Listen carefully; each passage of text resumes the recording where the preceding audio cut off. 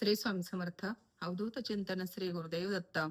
तर आज बघा आपण या व्हिडिओमध्ये कुलदेवीची ओटी कशी भरावी आणि आपल्याला जे ओटीमध्ये सामान भेटत असतं बघा, कोणी आपली ओटी भरतं, आपण कधी गेलो कुठं तर त्या सामानाचं काय करावं हे आपण या व्हिडिओमध्ये बघूया.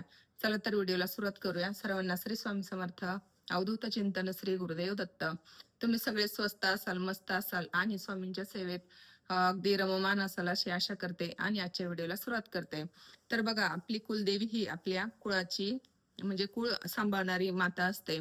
जसे आपले कुलदैवत आणि कुलदेवी हे आपल्या घराचं रक्षण करत असतात. तर हा अधिक महिना चालू आहे बघा, आता 5-6 दिवस चालू झालेत अधिक महिना चालू होऊन. तर या महिन्यामध्ये आपण म्हणजे कुलदेवी आणि कुलदैवत यांची जास्तीत जास्त सेवा करायची असते. विष्णू भगवान, माता लक्ष्मी यांची सेवा करायची असते. तर आता कुलदेवीची ओटी आपण कशी भरावी आणि ती का भरावी? तर बघा, आता कुलदेवी ही आपली आई आहे आणि कुलदैवत हे आपलं म्हणजे पिता आहेत, वडील आहेत.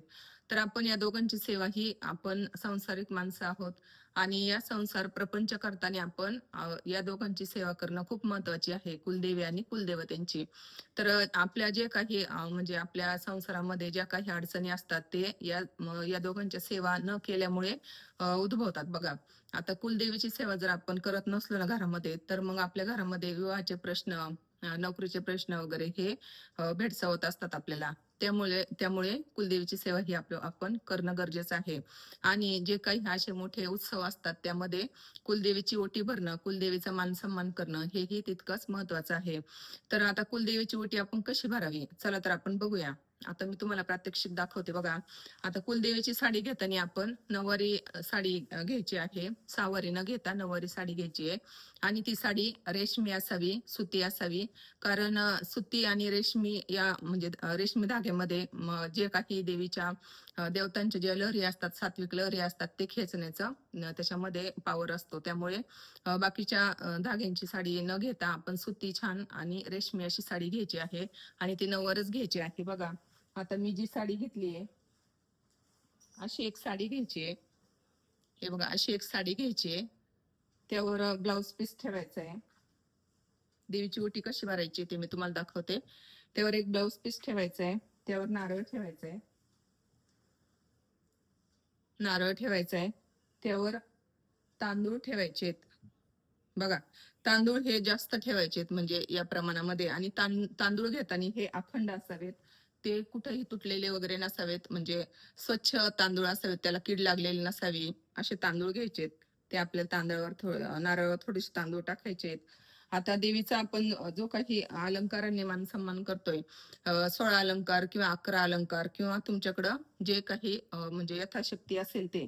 आता मी इथे देवीला बांगड्या, हिरव्या बांगड्या घेतलेल्या आहेत बघा. अजून देवीला मंगळसूत्र, हे बघा मंगळसूत्र आणि नथ पण घेतलेली बघा. यथाशक्ती आपल्याला बाजारात नथही भेटते, नथ घेतलेली आहे. जोडवे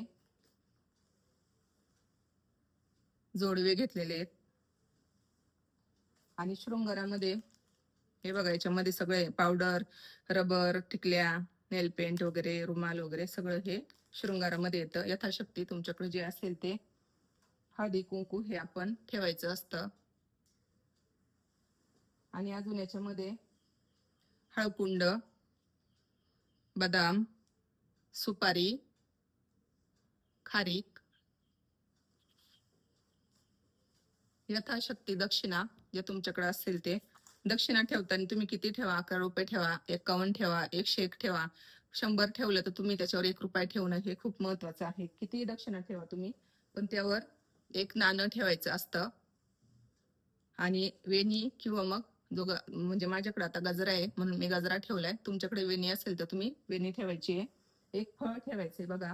आता माझ्याकडे आंबा आहे घरामध्ये, जो माझ्याकडे उपलब्ध आहे तो आंबा आहे, म्हणजे जे फळ आहे उपलब्ध आता सध्याला ते मी ठेवलेलं आहे. तर असं यथाशक्ती तुमच्याकडे अजून काही शृंगाराचं सामान असेल तर तुम्ही अजूनही ठेवू शकता. आता याच्यावर सगळ्यावर आपल्याला हळदी कुंकू व्हायचंय. सगळ्यावर थोडं थोडं हळदी कुंकू व्हायचंय.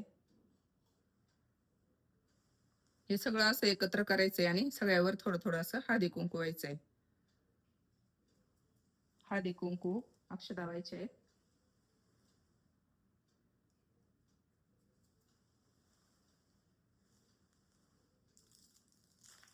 अशा सगळ्यावर हळदी कुंकू अक्षर लावायचे आणि हे आपल्या छातीला लावायचे बघा, असं छातीला लावायचे. आणि ज्यावेळेस आपण देवीचा मान सन्मान करतो त्यावेळेस आपण देवीला असं बोलायचंय की मी श्री स्वामी समर्थ महाराज यांची सेवेकरी असून हे देवी माते, तुळजाभवानी माते, मी तुझा मान सन्मान करायला आले.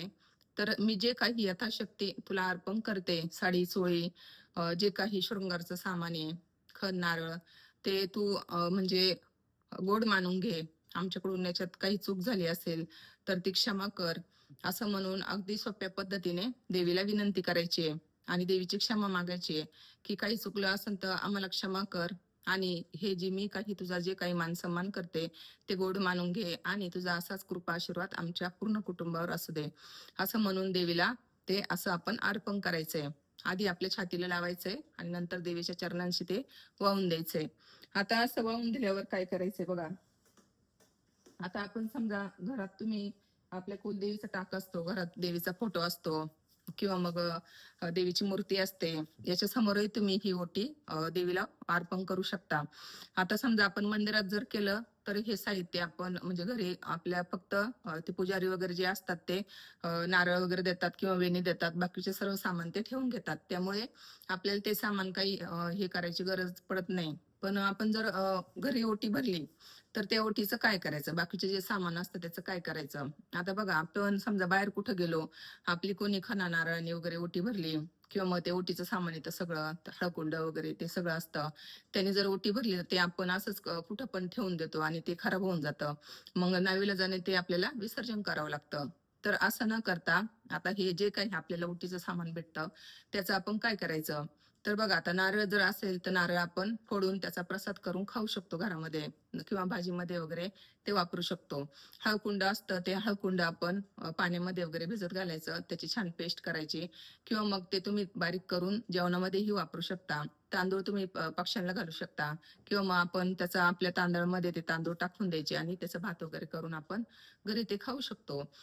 गहू असतील समजा, कोणी तांदळाऐवजी गहू पण देतो, ते आपण गहू आपल्या धान्यामध्ये टाकू शकतो. म्हणजे यथाशक्ती असं. आणि समजा तुम्हाला साडी वगैरे दिली तर ती साडी म्हणजे तुम्ही स्वतः पण वापरू शकता, साडी ब्लाऊज पीस वगैरे जे असेल ते, म्हणजे असं त्याचा उपयोग करून घ्यायचा आहे. फळ वगैरे असेल तर ते तुम्ही फळ स्वतः खाऊ शकता.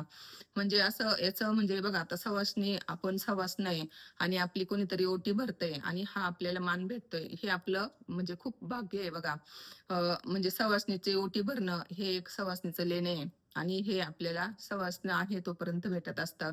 त्यामुळे याचा अनादर न करता याचा मान ठेवून हे सगळं जे काही सामान आपल्याला भेटत असतं ते छान त्याचं म्हणजे उपयोग करून घ्यायचा आहे.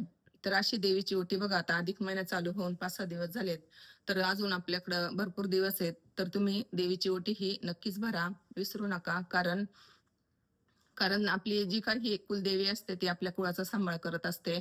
आपल्या कुटुंबावर तिचा आशीर्वाद भेटावा म्हणून तिची ओटी भरणं हे खूप गरजेचं आहे बघा. आपण आपल्या प्रपंचामध्ये किती म्हणजे पैसा किती येतो किती जातो याला काही म्हणजे मर्यादा नसते.